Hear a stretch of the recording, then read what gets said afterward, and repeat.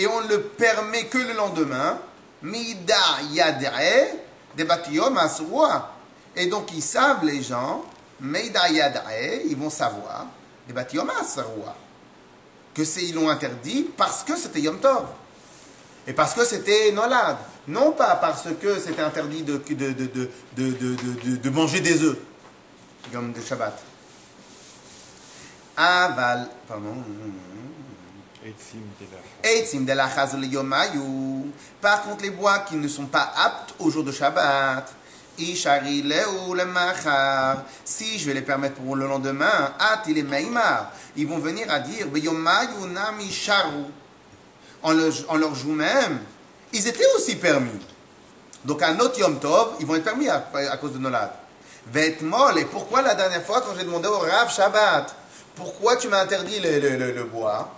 Je vais répondre, je vais me répondre à moi-même. Mishum Shabbatou, de la chazou la asaka.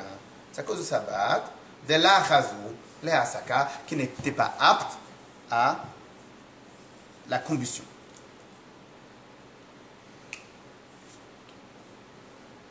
Comme Bezrat Hashem, alors il y a marqué Tichle Shana avec Klilotea. L'année précédente, elle se termine avec toutes ces clalotes, Dieu préserve, mais bon, Hashem, on n'a que des brachot, et on va avoir encore que des brachot, des plus grandes brachot. Mais c'est-à-dire l'année, elle est passée, maintenant on va passer une nouvelle année. Donc, cette année, on va essayer de travailler encore plus dans les mots, donc on va faire Rashi. Ok. Ça veut dire que dans le principe, ce qui est interdit Shabbat, Rabbi Yochanan l'interdirait de fait le Yom Tov qui suit. C'est-à-dire, malgré qu'il aurait pu permettre le lendemain, de par sa chita, il aurait pu permettre le bois, parce que moi je tiens, c'est deux douchottes différentes, Donc ce qui se passe Shabbat n'a rien à voir avec le lendemain. Shabbat c'est un jour, Yom Tov dimanche, c'est un autre jour. Ça c'est ma chita. Donc normalement j'ai permis les œufs, j'aurais dû permettre aussi le bois. Mais du fait que c'est interdit Shabbat, c'est interdit Yom Tov. Du fait qu'on peut arriver à un amalgame et dire, mais pourquoi il a interdit? Mais il a interdit parce que c'était Shabbat et il a interdit de brûler. Mais si le bois, il avait été tombé un Yom Tov, Bobeyom, le jour même, j'aurais eu la permission de le brûler. Et pour ne pas arriver à cet amalgame, c'est pour ça que là, Rabbi Yochanan, il est allé contre sa chita. Alors, il n'y en a pas beaucoup de Rashi, on y va. Minad dekel, shenishbar beshabbat, d'un dattier qui s'est cassé Shabbat, sur les asikam b'yom tov, il sera interdit de les brûler, de les combuster, le Yom Tov qui suit. Bien évidemment, pas un autre Yom Tov, ça n'a rien à voir. Donc c'est dans ce cas, on parle uniquement du Yom Tov qui est proche. Et ne me réponds pas sur l'œuf, chez Amartiba, que j'ai dit concernant l'œuf, que Nolda Bezé, Moteret Bezé. Ce qui est né, l'œuf qui est pondu un jour de Yom Tov, le lendemain de jour de ce Yom Tov là, on a le droit. Parce qu'ici, il y a à les Meissar. C'est quoi un Meissar? Interdit. En hébreu, c'est avec un Aleph. En araméen, on peut enlever de temps en temps et on enlève de temps en temps l'Aleph. Omaïtama Beitza. Qui va de Beyoma. Et pourquoi maintenant l'œuvre j'ai permis? Qui va de Beyoma, le jour même. Il a de Asired Mishum de Nolda. Si on n'avait pas interdit à cause de Nolad, Beshabbat, quoi qu'il arrive, l'œuf, il est utilisable, Shabbat. Donc pourquoi je te l'ai interdit? Parce que c'est Nolad. Chaya, c'est quoi Chaya? Ici? Le poulet? Non, parce que regardez le contexte. C'est quoi Chaya? Cru. Un légume cru, en hébreu, on appelle ça Chay. Ok? Donc les goma'a, Chay, tel quel. Le gob.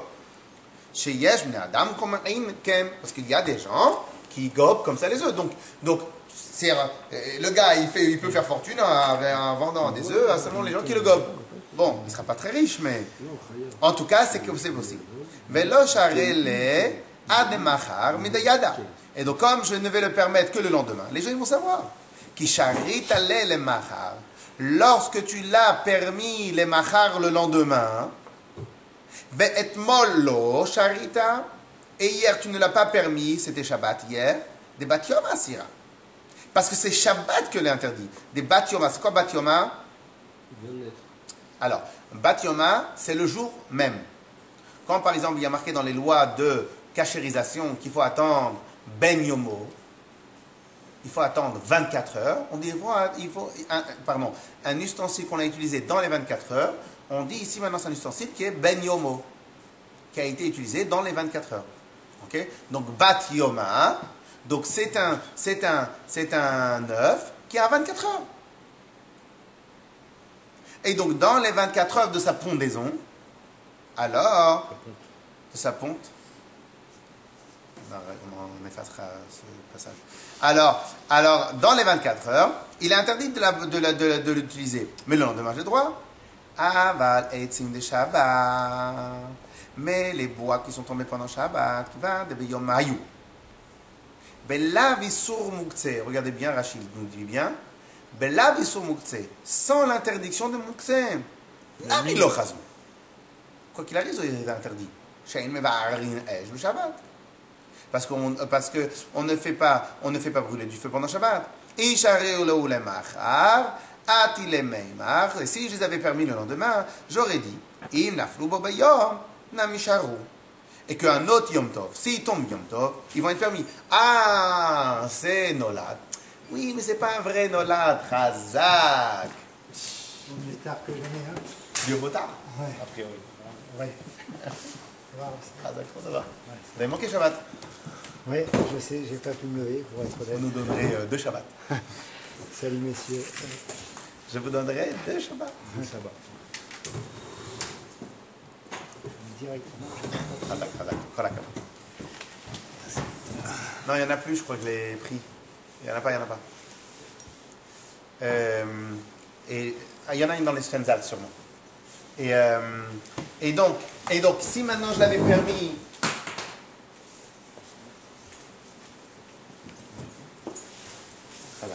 et si donc je l'avais permis, je l'avais interdit, et le bois, j'aurais dit que pourquoi Shabbat il m'a été interdit d'utiliser le bois? Parce que Shabbat il est interdit de combuster. Ah, si un autre Yom Tov, du bois va tomber, j'aurai le droit de les combuster le jour même. Ok?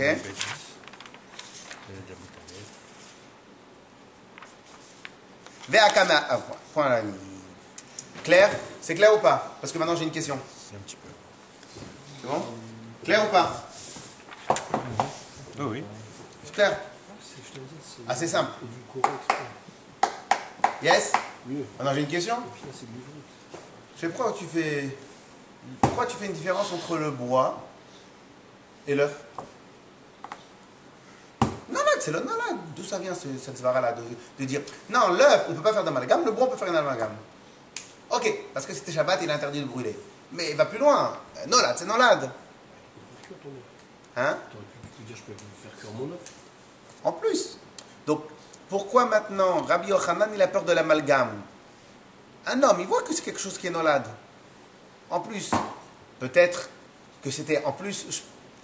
Allez, pour le bénéfice de ma question, je vais dire que peut-être la lacha de nolad, elle était connue à l'époque.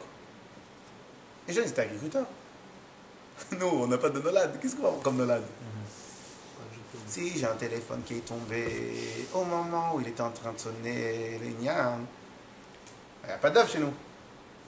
Donc il n'y a pas de nolad. Mais à l'époque, la halakha de nolad, elle devait être connue. Pourquoi tu fais un amalgame? Pourquoi tu penses qu'on peut faire un amalgame? C'est quoi la Hava Amina? Parce que vous savez très bien, on avait déjà étudié plusieurs fois. Lorsque maintenant, Rabbi Yochanan, il vient et il ose faire une nouvelle nuance dans la halakha, il est obligé d'avoir une certaine base ou quelque chose qui le pousse. Parce que vous imaginez si on devait faire comme ça avec le bois, on va dire, alors maintenant, concernant l'œuf nolad, ok. Concernant une cruche qui s'est cassée, je vais faire encore une autre halakha. Concernant quelque chose qui a mûri, un fruit qui a mûri tout de suite ou qui est tombé de l'arbre, là aussi je dois faire une autre halakha. Si tu commences à faire une halakha pour chaque chose, c'est un peu compliqué. Déjà, le cas de l'œuf par rapport à la Mishnah, c'était quelque chose, c'était un chidouche. Puisque si on prend par rapport à la Mishnah, Betsa Shinol Dav Yom Tov, Betila il disait l'Oter Chen. Mechilachaim. Répète-moi la question. Non, parce que peut-être tu as une question, mais d'abord moi c'est quand même ma question. C'est pourquoi il a besoin de faire une différence entre le bois et l'œuf. Pas d'amalgame. On a appris dans les Mishnayot que Betsa Shenol Dav Yom Tov Asura. Elle est claire cette Mishnah. Elle est claire cette Mishnah. Pourquoi tu peux penser que le lendemain tu vas utiliser le Bobeyom? Elle est claire la Mishnah. On parle de Rabbi Yochanan. Alors pourquoi Rabbi Yochanan il a permis? Alors on revient à la première question. Non, c'est pourquoi il pense qu'on va faire une différence entre le bois